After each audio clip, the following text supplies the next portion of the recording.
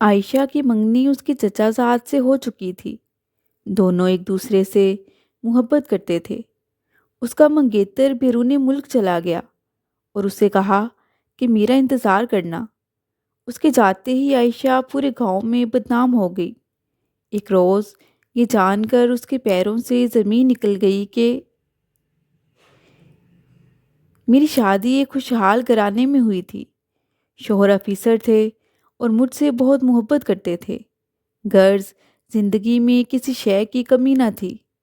میں یہاں ایک ایسی لڑکی کی کہانی بیان کرنا چاہتی ہوں جو مجھے دارالامان میں ملی۔ ان دنوں میرے شوہر جنوبی پنجاب کے ایک شہر میں اپنے فرائض سر انجام دے رہے تھے۔ علاقے کی حفاظت، انتظام، ترقی کے کاموں کی نگرانی، غرض یہ سارے اہم امور ان کی ذمہ داری تھے۔ ہم کو بڑا سا سرکاری بنگلہ ملا ہوا تھا۔ نوکر چاکر بھی حکومت کی طرف سے ملے تھے۔ غرض اپنے وطن میں گویا اپنا راج تھا۔ میرے بچے دونوں اس قدر چھوٹے تھے کہ مجھے ہمہ وقت ایک مددگار مگر قابل اعتبار عورت کی ضرورت تھی۔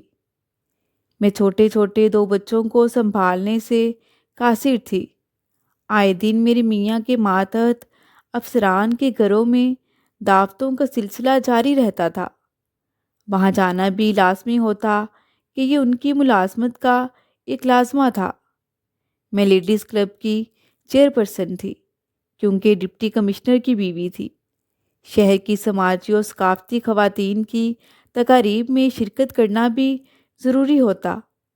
مجھے گرلز اسکول اور کالجز کی تقریبات میں بطور مہمان خصوصی بلایا جاتا تھا۔ یوں مجھے چھوٹے چھوٹے بچوں کے ساتھ ان امور کی بجا آوری میں سخت دشواری کا سامنا تھا۔ گھر میں مرد ملازمین پر بچے نہیں چھوڑے جا سکتے تھے کیونکہ گورنمنٹ کی طرف سے تو مرد ملازمین ہی ملتے تھے۔ مجھے کوئی ڈھنگ کی میڈ نہ مل پا رہی تھی کہ جو باشعور اور پڑھی لکھی بھی ہو اور دن رات میرے پاس رہے۔ ایک بار مجھے عید کے موقع پر محکمہ سوشل ویلفیئر کی جانب سے دارالامان میں بطور مہمان خصوصی بلایا گیا کیونکہ وہاں پناہ لینے والی خواتین اور بچوں میں عید کے تحفے تقسیم کرانے تھے۔ جب میں وہاں گئی تو مختلف عمر کی عورتوں سے ملی جن میں کچھ جوان لڑکیاں بھی موجود تھیں۔ اسی دارالامان میں موجود ایک نوجوان لڑکی نے مجھے بے حد متاثر کیا جس کا نام عائشہ تھا۔ وہ بہت خوبصورت، سلجھی ہوئی اور تعلیم یافتہ بھی لگ رہی تھی۔ صورت شکل سے لگ ہی نہیں رہی تھی کہ وہ یہاں کی رہنے والی ہے۔ یوں معلوم ہوتا تھا کہ وہ کسی اچھے خاندان سے ہے۔ سنجیدہ اور متین سی یہ لڑکی مجھے بہت اچھی لگی۔ میں نے سوشل ویلفیئر آفیسر سے اس بارے میں سوال کیا تو اس نے بتایا کہ یہ 3 سال سے یہاں مقیم ہے۔ واقعی بہت اچھی لڑکی ہے۔ اس کے وارث تو ہیں مگر پھر بھی یہ لاوارث ہی ہے۔ ماں تھی جو اس کے ساتھ ہی یہاں آئی تھی۔ پچھلے برس ان کا اسی جگہ ہی انتقال ہو گیا۔ تب سے یہ اور بھی اداس رہتی ہے۔ مجھے اس کی داستان سن کر بہت افسوس ہوا۔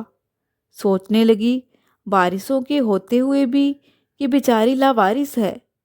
آخر ایسی کیا وجہ ہے؟ ابھی یہ جوان ہے، اس بیچاری کا کیا بنے گا؟ اور یہ کب تک ایسے یہاں پڑی رہے گی؟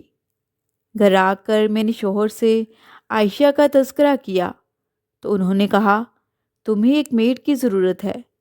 اگر مناسب سمجھو تو اسے یہاں رکھ لیتے ہیں۔ یہاں اسے گھر جیسا ماحول بھی ملے گا اور یقیناً یہ جگہ اس کے لیے دارالامان سے زیادہ اچھی ہوگی۔ وہ خوشی خوشی تمہارے سب کام بھی کر لے گی۔ میں نے بھی حامی بھر لی۔ میں نے عائشہ سے بات چیت کی تو وہ راضی ہو گئی۔ میری میاں نے مجسٹریٹ صاحب سے بات کی اور پھر کچھ قانونی کارروائی پوری کرنے کے بعد ہم عائشہ کو اس کی رضا سے گھر لے آئے۔ وہ بھی وہاں کے ماحول سے شاید اکتا چکی تھی۔ میرے ساتھ آتے ہی گل مل گئی۔ اس کی بڑی بڑی چمکدار آنکھوں میں ایک عجیب سی کشش تھی۔ جیسے اس کا تمام حسن اس کی آنکھوں میں چھپا ہوا تھا۔ تاہم اداسی اس کے ملی چہرے پر ہر وقت پڑاؤ ڈالے رکھتی تھی۔ وہ کم گو تھی، زیادہ تر خود میں گم رہتی تھی۔ وہ میرے لیے بہت مددگار ثابت ہوئی۔ ہمارے گھر آئے اسے 6 ماہ ہو گئے تھے۔ اس نے ایک دن بھی مجھے کوئی شکایت کا موقع نہ دیا۔ میری بچوں کو بہت اچھے سے سنبھالتی، ہر وقت تابع داری اور ہر کام بہت سلیقے سے انجام دیتی۔ لیکن بہت زیادہ لیے دیے رہنا اس کی عادت تھی۔ اس کی یہی عادت مجھے پسند نہ تھی۔ وہ سخت محتاط قسم کی تھی، کسی صورت کھلنے میں نہ آتی، جبکہ میں چاہتی تھی کہ وہ مجھ پر اعتماد کرے، مجھ پر خود کو عیاں کرے، مجھ سے اپنا حال دل کہے اور میں اس کے دکھ سکھ میں شریک ہو جاؤں۔ جب میں باتوں باتوں میں اس سے کچھ جاننے کی کوشش کرتی تو نہ جانے کیوں اس کے چہرے کا تاثر عجب سا ہو جاتا۔ ایسے میں انسان اس سے یہ نہ کہہ پاتا کہ اپنا دکھ بتا دو۔ جب کبھی یہ سوچ کر اس کے سامنے جاتی کہ اس سے اس کے ماضی کے بارے میں جانوں تو اس کے چہرے کے تاثرات دیکھ کر میں کچھ نہ کہہ پاتی۔ ایک دن جب آسمان پر گہرے بادل چھائے ہوئے تھے، میں لان میں بیٹھی کوئی میگزین دیکھ رہی تھی کہ وہ چائے کی ٹرے لے کر آ گئی۔ ٹھنڈی ٹھنڈی ہوا چل رہی تھی، موسم بڑا حسین تھا۔ کھنک چونکے گالوں کو چھو کر عجب تازگی اور فرحت کا احساس جگا رہے تھے۔ میں نے عائشہ کی جانب دیکھا تو اس کے منہ پر فرحت اور تازگی کے احساس کی جگہ آنسو تھے، جن کو وہ دوپٹے کے پلو سے جلدی جلدی سے صاف کرنے کی کوشش کر رہی تھی۔ آج مجھے موقع مل گیا کہ اس کا راز جانوں، اس سے اس کے ماضی کی کہانی جانوں۔ میں نے اسے پیار سے کہا، کیوں آنسو چھپا رہی ہو؟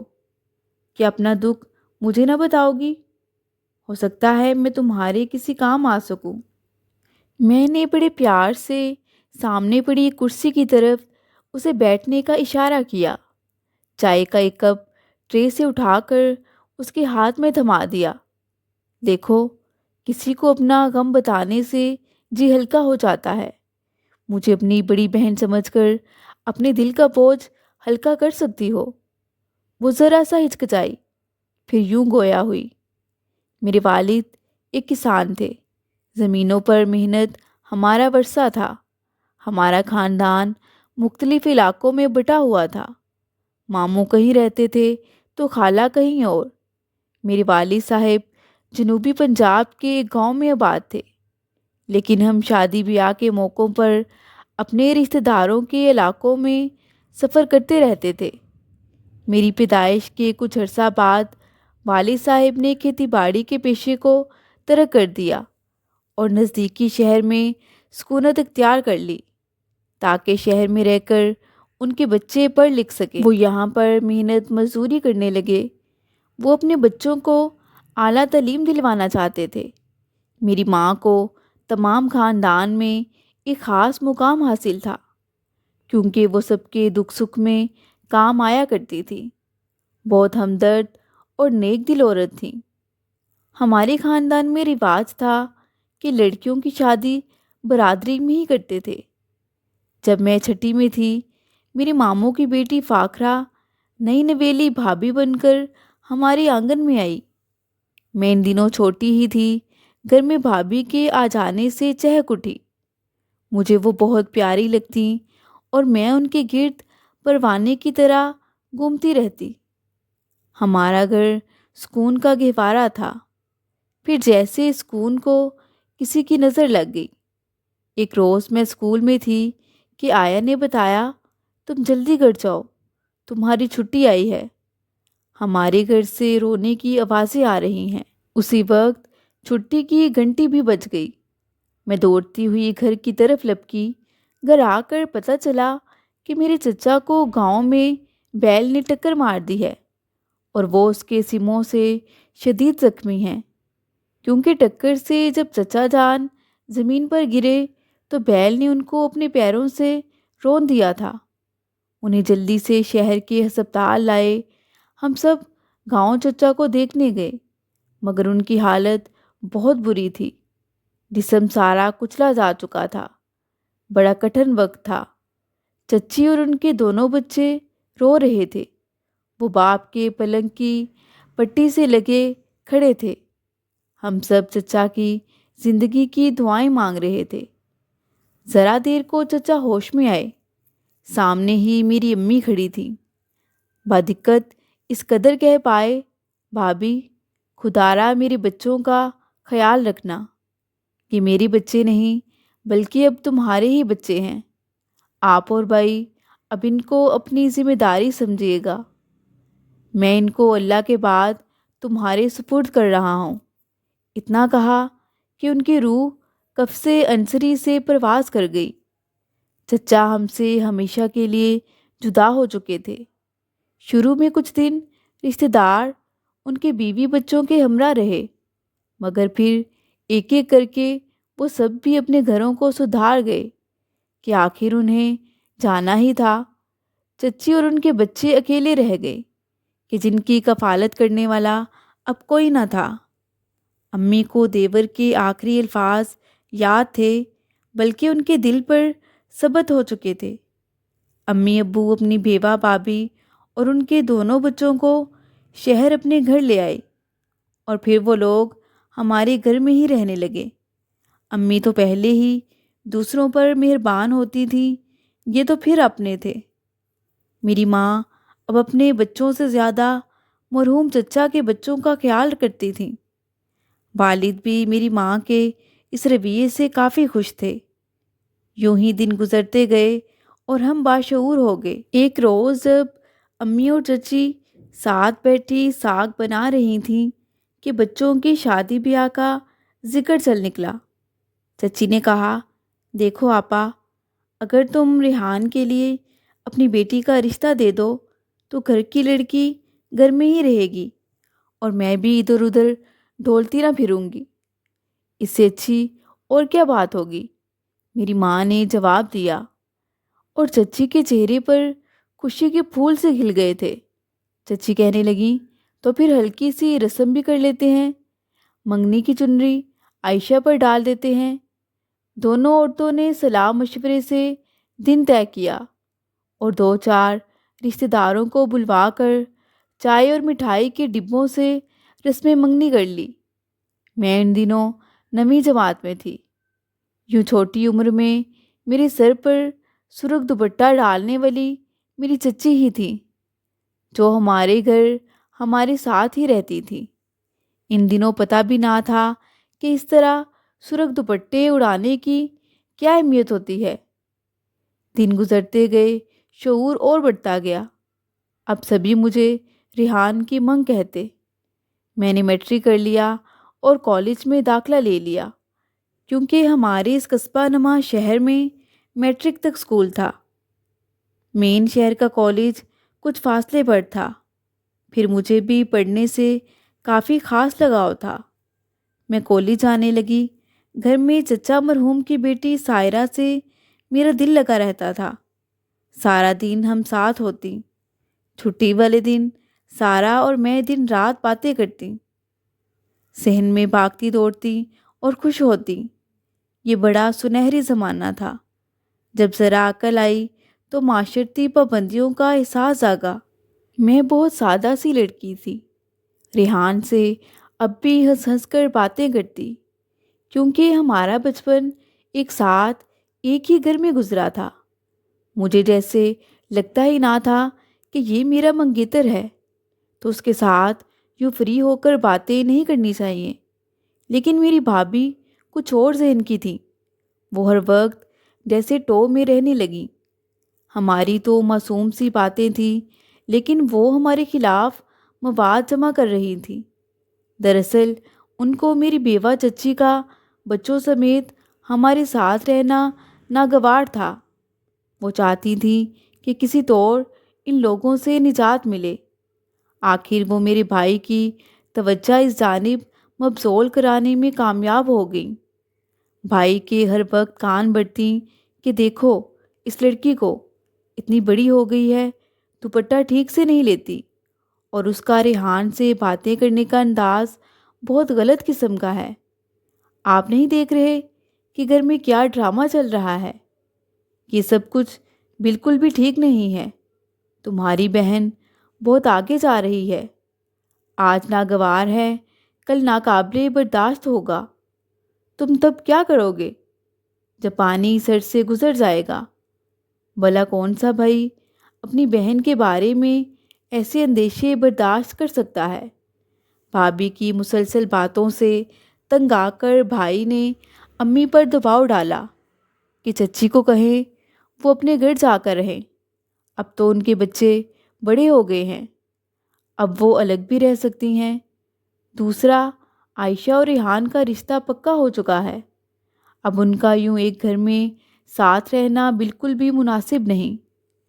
چچی کا بھی ہمارے علاوہ کوئی نہ تھا، اور ابو بھی اپنی بیوہ بھابھی کو یوں بھی آسرا نہ کرنا چاہتے تھے کہ جن کی ذمہ داری نبھانے کا ان کا بھائی ان کو کہہ کر گیا تھا۔ مگر ابو کی کون سنتا؟ اب میری بھابھی نے چچی کو بہانے بہانے سے اتنا پریشان کیا کہ وہ ایک روز خود ہی اپنا سامان اٹھا کر بچوں کو ساتھ لے کر چلی گئیں۔ ان کے ایک پڑوسی نے جو حالات سے واقف تھے، ریحان کو ویزا لے دیا اور اسے سعودی عرب بھجوا دیا، جہاں ایک مشہور کمپنی میں اس کو ملازمت مل گئی۔ ریحان نے جانے سے پہلے سائرہ کے ہاتھ پیغام بھجوایا۔ میں اس سے ملنے گئی تو اس نے کہا، عائشہ، میں تمہاری خاطر ہی کمانے کے لیے جا رہا ہوں تاکہ تمہیں عزت سے آ کر اپنے گھر لے جاؤں۔ تم میرا انتظار کرنا، جب میں لوٹ آؤں گا تو ہم اپنی خوشیوں کی جنت بسائیں گے۔ عائشہ، تم جانتی نہیں ہو کہ میں تمہیں کس قدر چاہتا ہوں۔ اس کے جانے کا مجھے بے حد غم تھا، لیکن ایک طرف سے خوشی بھی تھی کہ چلو وہ اپنے پیروں پر کھڑا ہو جائے گا۔ بوجھل دل کے ساتھ گھر واپس آئی۔ ایک ہفتہ تک سخت اداس رہی۔ ریحان کی یاد مجھے ہر دم ستانے لگی۔ ریحان نے وہاں جا کر خوب محنت کی اور ساری کمائی اپنی والدہ کو بھجوانے لگا۔ چچی اب بھی امی سے ملنے آتی تھی اور کہتی تھی کہ تمہاری بیٹی میری ہی بہو بنے گی۔ بھابھی، تم نے مجھ سے جو وعدہ کیا تھا اس وعدے کو یاد رکھنا۔ امی آگے سے جواب دیتی، ہاں ہاں ایسا ہی ہوگا، خاطر جمع رکھو، میں وعدہ کر کے مکرنے والوں میں سے نہیں ہوں۔ ادھر ریحان خوب محنت کر رہا تھا تاکہ جلدی سے اس قابل ہو کہ مجھے عزت سے بیاہ کر لے جائے۔ وہ چاہتا تھا کہ اپنا پرانا گھر نیا بنا لے اور اس میں نیا فرنیچر ہو، زندگی کی تمام سہولتیں ہوں، تاکہ جب میں اس کی دلہن بن کر اس کے گھر جاؤں تو سب طرح کا آرام مجھے میسر ہو۔ یہ باتیں مجھے سائرہ بتاتی جب وہ مجھ سے ملنے آتی کہ میرا بھائی خطوں پر ایسی ہی باتیں لکھتا ہے۔ میں جب سائرہ کی باتیں سنتی تو بہت خوش ہو جاتی۔ میری اپنی اس کزن کے ساتھ دوستی اب بھی بہت مضبوط تھی۔ میں نے FSC کر لی، مگر اب آگے یونیورسٹی میں داخلے کے لیے مجھے بھائی سے اجازت نہ ملی۔ میں اب ریحان کے انتظار میں دن کاٹنے لگی۔ ریحان کو گئے 5 برس ہو گئے تھے۔ میری بھابھی کا ایک بھائی اکثر ہی ہمارے گھر آتا تھا، کیونکہ وہ میرا ماموزاد بھی تھا، مگر کچھ عرصے سے اس نے بہت زیادہ آنا شروع کر دیا تھا۔ وہ جب بھی آتا کنکھیوں سے مجھے تکتا، مجھے اس کا یوں تکنا سخت ناگوار لگتا۔ میں اب بہت کم اس کے سامنے جاتی، بلکہ جانا ہی چھوڑ دیا تھا۔ بھابھی کو میری یہ بات بھی پسند نہ آئی، جبکہ کاشف بہانے بہانے سے میرے سامنے آنے کی کوشش کرتا، مجھ سے از خود مخاطب ہونے لگتا۔ میں اس کو سخت ناپسند کرتی تھی۔ ایک دن یہ معاملہ رنگ لے آیا۔ بھائی نے امی سے کہا کہ میں چاہتا ہوں کہ عائشہ کی شادی کاشف سے ہو جائے۔ امی تو بھائی کا منہ تکنے لگی اور میں سکتے میں رہ گئی۔ اب بھابھی کی مخالفت کا مطلب سمجھ میں آ گیا۔ کاشف تو مجھے ایک آنکھ نہ باتا تھا، کجا میری اس سے شادی کی بات ہو رہی تھی۔ میں نے رونا دھونا شروع کر دیا۔ ابو تو بستر پر بیمار پڑے تھے۔ پہلے تو امی نے سمجھایا کہ یہ مناسب نہیں ہے، میں بیوہ دیورانی کو زبان دے چکی ہوں۔ جب بھابھی اور بھائی نے زیادہ زور ڈالا کہ لڑکا تو اتنے سالوں سے آ ہی نہیں رہا، اور ممانی بھی آ کر رشتے کے لیے بیٹھ گئیں، تب امی ڈٹ گئیں۔ میں امی کی جرأت پر خوش تھی، کیونکہ میں نے تو دن رات ریحان ہی کے خواب دیکھے تھے۔ 5 برس اس کا انتظار کیا تھا۔ اب تو ان کے حالات بھی کافی سدھر چکے تھے۔ آخر میرا انتظار ختم ہوا اور ریحان لوٹ آیا۔ ریحان کی محنت رنگ لے آئی۔ وہ جب آیا تو بہت کما کر لایا۔ 5 سال بعد لوٹا تھا۔ آتے ہی سب سے پہلے اپنے مکان کو نیا کیا، پھر گھر میں ٹی وی، اے سی، ریفریجریٹر، گھر زندگی کی ہر سہولت سے گھر کو پر کیا۔ اب ان کا گھر ہمارے گھر سے زیادہ اچھا اور کشادہ تھا۔ انہوں نے ساتھ والا خالی پلاٹ بھی خرید کر اپنے احاطے میں شامل کر لیا تھا۔ اب بھابھی پریشان ہو گئیں۔ جب بھابھی نے دیکھا کہ گھی انگلی سے نہیں نکل رہا، تو بھائی کے ہمراہ چچی کے گھر سیدھی گئی، اور بھائی نے ادھر جا کر کہا کہ عائشہ کا رشتہ تو ہم ماموں کے بیٹے یعنی فاخرہ کے بھائی کو دے چکے ہیں، اور یہ رشتہ لڑکی کی اپنی مرضی سے ہوا ہے۔ وہ سب دم بخود رہ گئے۔ ریحان نے یہ بات سنی تو حیران رہ گیا، کیوں بھائی اور بھابھی میرے دل کا نگر اجاڑ کر آ گئے، مگر امی اور مجھے علم نہ ہو سکا کہ یہ کیا وہاں کہہ کر آ گئے ہیں۔ ہم تو انتظار کر رہے تھے کہ ریحان ہمارے گھر آئے گا، مگر کئی دن گزر گئے، وہ نہ آیا۔ اللہ کی کرنی انہی دنوں والد صاحب سخت بیمار پڑ گئے، اور 2-3 دنوں میں ہی چٹپٹ ہو گئے۔ اب امی کا زور ٹوٹ گیا اور گھر کے فیصلوں پر بھائی کا راج چلنے لگا۔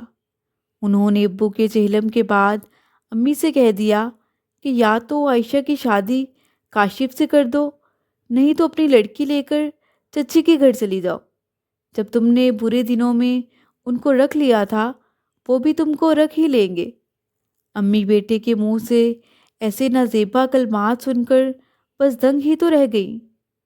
انہوں نے ماموں سے شکایت کی، وہ بیوی کے ڈر سے کچھ نہ بولے۔ ممانی بیٹی سے ملی ہوئی تھیں۔ اب امی کے لیے مشکل ہو گئی کہ میرا نکاح ریحان سے کیسے کریں، جبکہ دوسری طرف چچی چاہتی تھی کہ میرا بھائی بھی نکاح میں شامل ہو اور میرا ولی بنے۔ اسی کشمکش میں ریحان دوبارہ سعودی عرب چلا گیا، اور امی پر بھائی اور بھابھی کا ازحد دباؤ بڑھ گیا کہ عائشہ کا نکاح کاشف سے کر دیں۔ جب امی اور میں نے بھائی کی نہ سنی تو انہوں نے ہمارا جینا دوبر کر دیا، اور بھابھی نے تو ہمارا نان و نفقہ ہی بند کر دیا۔ پتہ نہیں وہ اتنی ظالم کیوں تھی۔ وہ محلے میں ہر ایک سے کہتی تھی کہ عائشہ کی منگنی تو کاشف سے ہے، لیکن غلط تعلقات اس کے چچا کے بیٹے ریحان سے ہیں، جس کا وہ انتظار کر رہی ہے۔ خدا ایسی بھابھی کسی کو نہ دے۔ سارے خاندان، سارے محلے میں یہ بات پھیلا دی کہ عائشہ کی منگنی تو بچپن میں ٹوٹ گئی تھی، اور اب ریحان نے بھی اس کو ٹھکرا دیا ہے، کیونکہ یہ صحیح لڑکی نہیں ہے۔ چچی کے کانوں تک بھی باتیں پہنچ رہی تھیں۔ چاہیے تو یہ تھا کہ وہ آ کر امی کو اپنے گھر لے جاتی، لیکن وہ نہ آئیں، بلکہ شرط رکھ دی کہ جب تک تمہارا بیٹا بہن کی شادی میں شامل نہ ہوگا، ہم شادی نہ کریں گے۔ اس بات سے میری ماں کا دل ٹوٹ گیا کہ یہی وہ دیورانی ہے کہ جب بیوہ ہوئی میں نے برے وقت میں اپنے گھر رکھا، ان کے بچوں کو کھلایا پلایا، پروان چڑھایا، اور ان کا یہ حال ہے کہ لوگوں کی باتوں کے ڈر سے ہم کو ٹھکرا رہی ہیں۔ بھائی نے کاشف کے ساتھ میری نکاح کی تاریخ رکھ دی۔ 1 ہفتے بعد میرا نکاح تھا۔ میں اب کسی بھی طرح سے ریحان سے رابطہ کرنا چاہتی تھی۔ ریحان سے رابطہ چچی کے ذریعے ہی ممکن تھا، مگر چچی تھی کہ امی سے کہتی کہ عائشہ کا بھائی نکاح میں شامل نہیں ہوگا تو میں عائشہ کو اپنی بہو بھی نہیں بناؤں گی۔ مجھے کچھ سمجھ نہیں آ رہی تھی کہ کیا کروں۔ نکاح میں 2 دن رہ گئے، میں اس نکاح سے مسلسل انکار کر رہی تھی۔